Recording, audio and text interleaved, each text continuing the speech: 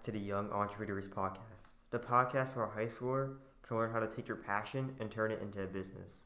On to talk with us today, we have an entrepreneur and 2020 presidential candidate, John Delaney. Mr. Delaney is the co-founder of a number of companies, including Healthcare Financial Partners and Capital Source, which are both publicly traded on the New York Stock Exchange and have financed over 5,000 small to mid-sized businesses in the U.S. In addition, Mr. Delaney won the Ernst & Young Entrepreneur of the Year award in 2004. Furthermore, he has been the United States representative for Maryland's 6th Congressional District for 6 years. Mr. Delaney attended Georgetown University Law Center and earned a bachelor's degree from Columbia University. So, Mr. Delaney, it's an honor to have you on the show. Great to be here. So, Mr. Delaney, how did you get into entrepreneurship and then politics? Well, I got into entrepreneurship about a year after I graduated from law school. Myself and a couple of law school classmates, we bought a very, very small little business. It was in the home healthcare area. It was really small. We paid $15,000 for it, and we built it up and turned it around and sold it and made a little money. And then I started my next business, which was a company that was focused on financing healthcare companies, because I realized companies like the little small company that we were running had a very hard time getting a bank loan. That business really took off. I took it public, and then I ran it, and then I sold that business, and then I started another one. So I would say I decided I wanted to be an entrepreneur while I was in law school, actually. And because I had some exposure to some folks who were entrepreneurs who I was working for during law school. They were lawyers, but they had businesses on the side. Yeah. And that's what really created my interest in entrepreneurship. So I was an entrepreneur for about 20 years.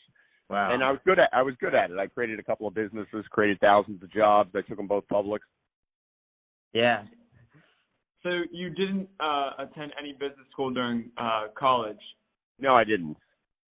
And No, I went to Columbia, and then I came down to go to law school at Georgetown. Wow. Okay. Interesting. So how did you come up with the idea for your company, Capital Source? And can you please tell our listeners a little bit more about the company itself? Sure. Capital Source was one of the leading lenders to small to mid-sized businesses all over the country. So what we did is we made loans to what I would call fast-growing, kind of small to mid-sized companies, the kind of companies that were growing too fast and were too dynamic for their local community bank, but really weren't big enough to get a loan from one of the big, national banks. Yeah. So what we did is we created a company that was solely focused on financing those kind of businesses. And during the time I ran it, we financed about 5,000 companies all over the country in all kinds of different industries. And the idea from Capital Source really came from the business I had before that, which was focused on financing healthcare companies. So, and that business really came from the fact that I had, as I said, had this small healthcare company that my partners and I bought. We turned around and we couldn't get a bank loan. So I thought it was a good opportunity to create a company just to finance healthcare companies. And that really took off. And then from there, I said, the same type of philosophy could be applied to all kinds of businesses. Right. Yeah.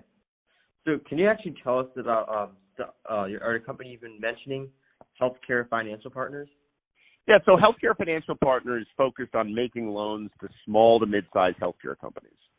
So rural hospitals, home healthcare providers, things like that, kind of service providers that were not big national companies, but were kind of smaller to mid-sized businesses that were growing really fast and needed a more dynamic lender to actually structure financing solutions to meet their needs.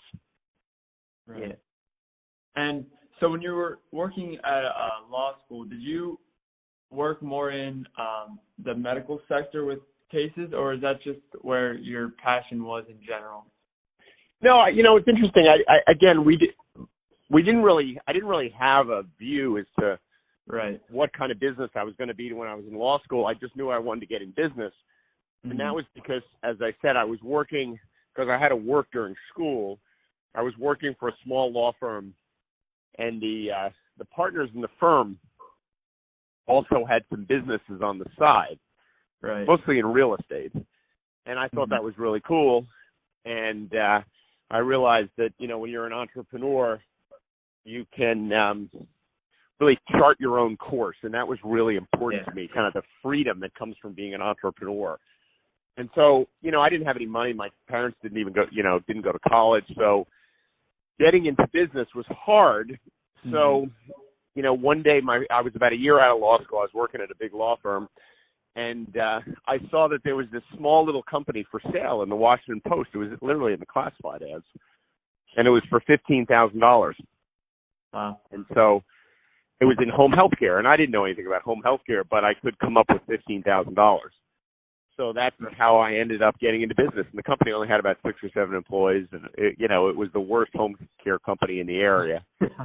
And I didn't know what I was really doing, to be honest with you. But I went in there and I figured it out, and I turned it around and built it up and sold it, made a little bit of money, and then started the financing business to lend to the healthcare companies like the one I was running. Nice. So, in 2005, Capital Source was named one of the best places to work at for its company culture by Washingtonian magazine. How do you go about creating this positive culture? Well, I just always thought that the biggest assets in our business were our people, and that anything I could do in terms of running the company to make their lives easier would not only be good for them, but it would be good for the bottom line. So a lot of the people who worked at the company were, at the time, kind of my age. They were in their 30s, and they were having young families. So I really oriented the business towards making sure people who have young families could have time to be with their families. And, it even came down to doing things like we provided lunch for all of our employees, because my view was, if they can grab lunch and just eat in the little kitchen we had or at their desk, that might save them 45 minutes, and they'd get home earlier and they'd have time with their kids. So all the policies, I would bring in nurses to give people flu shots in the winter, so, people didn't have to waste time going to their doctor and that kind of stuff. So it was all oriented towards making my employees' kind of life as easy and as simple as possible, so that they could focus and do a good job at work, but also they'd have time to be with their families.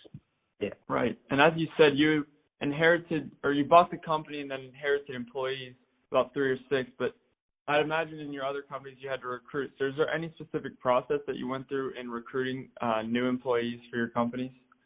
Well, it varied depending upon the position. I mean, sometimes you need people with specific skills. Right. And then you really have to try to find people and actually target them. So, some of our key positions were filled by people that I had kind of known in the industry generally, and I really went after and recruited specifically. But other positions, we just hired kids out of school, and, we had a general recruitment program. And, so it really varied based on the position. Right, gotcha. So, as you mentioned at the beginning of the show, you're running for president in the 2020 election, and one of your policies on your platform is encouraging entrepreneurship. Why do you believe entrepreneurship is so important for the future of our country? Well, small to mid-sized businesses really create all the jobs in this country. And really, the companies that create all the new jobs are fast-growing kind of mid-sized companies. I mean, if you look at what goes on in our economy from a jobs perspective, big companies don't actually create a lot of jobs. They buy other companies and often lay people off. Small companies generally employ a lot of people. I mean, the majority of workers in this country are employed in a small business, but a lot of them don't really grow.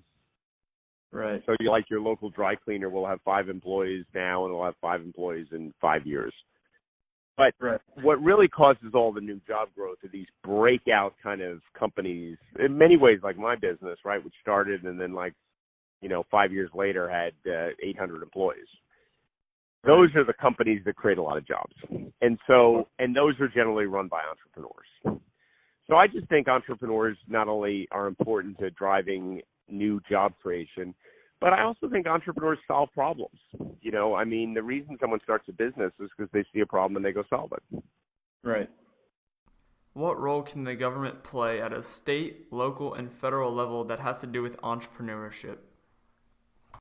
Well, I think what they can do is, the government can't really create entrepreneurs. I mean, most people in government don't know anything about any of this stuff. But what they can do is they can look at some structural issues in society that make it harder for entrepreneurs to do what they do. Like healthcare is a good example. Like the only reason I was able to start my company is because my wife worked at a firm that had healthcare. Right. And because we wanted to start our family, and I probably wouldn't have left my job if my wife April didn't work at a firm that had healthcare, right? Because I would have felt like shackled to my company because I needed the healthcare. And so that's one of the reasons for example, I'm in favor of a universal healthcare plan, which doesn't mean government only. I think we should have private insurance and a government plan. But I think everyone should have insurance as a right, and I think that would actually, in a weird way, encourage entrepreneurship because people wouldn't be thinking about their health care if they really wanted to go start a business. So it's stuff like that, for example, making sure we're investing in basic research. I mean, a lot of entrepreneurship comes from people taking scientific discovery and commercializing it into a business. Right. That doesn't happen unless you're actually producing some basic research because the private sector really can't fund basic research because the payback is too long. Mm-hmm. So I think there's a real role for the government there, and it drives a lot of innovation, which leads to a lot of new businesses. So I kind of think of it like that, like there's certain building blocks in our society that help create an environment where entrepreneurs can be unleashed. But I don't think the government can kind of be picking winners and losers or deciding what kind of businesses are going to work and all that kind of stuff. Right. So it's more of like a safety blanket with like what you said with healthcare. So providing more safety for entrepreneurs to get out of the corporate world and start something, invest something. Right. Okay. I mean, if someone just starts a family and have young children at home, if their spouse doesn't have healthcare, they're probably not going to leave their company to start a business. Yeah. Right. And isn't that dumb? Yeah. So, has it become harder to be an entrepreneur with larger companies becoming more monopolistic? Yeah, I mean that's the thing I think my party gets wrong with regulations. Like regulations really hurt small businesses and entrepreneurs. Yeah. And in many ways they protect big companies because big companies can hire staffs to handle them, whereas small businesses and entrepreneurs often get overwhelmed. So, I think that is important, making sure the regulatory environment is such that big companies don't have advantages and they can really, that people can compete with them. I also think we need to update our antitrust laws to deal with some of the vertical integration that goes on now in technology and agriculture and a few other things. Right. Okay. You also mentioned on your platform the idea of an entrepreneurship czar that will serve as a special advisor to the president. Could you please elaborate on this? Well, I just think, for the reasons we talked about, I think entrepreneurship is central to the future of the country economically. Entrepreneurs create jobs, and they innovate ourselves out of problems. And we've got some big problems that need to be solved, like climate change. And I think at the end of the day, the people who are going to solve those problems are entrepreneurs who figure out new solutions. Yeah. And so I want to make sure I have someone in my office who's constantly thinking about tearing down roadblocks to entrepreneurship and thinking about smart policies that can encourage more. And I think it should be a senior position advising the president. I think that's something, the entrepreneurship czar is something that's really unique that I've never heard before. I think it has a lot of potential. It's what gets me and my co-host very excited. Well, it makes a statement that I actually care about this stuff. You know what I mean? Yeah, exactly. How have you fostered entrepreneurship through your company and as a politician? Well, I mean, I think you foster entrepreneurial thinking when you foster kind of a notion of problem solving. Because that's really what entrepreneurs are at the end of the day. They're kind of problem solvers, right? They see something in the world that they think's a problem and they try to figure out how to solve it. Right. And, they're comfortable taking risk and, they're comfortable kind of having naysayers around them because entrepreneurs are always surrounded by a bunch of naysayers who tell them it can't happen and, give them all the reasons why they can't. Yeah. So you just have to create a culture where people realize that when you're an entrepreneur, you're to some extent going against conventional wisdom, and you just got to be comfortable in that environment. Right. Yeah. Our last question is, what would you say is the single most important skill for a young entrepreneur to have or learn? You got to be adaptable.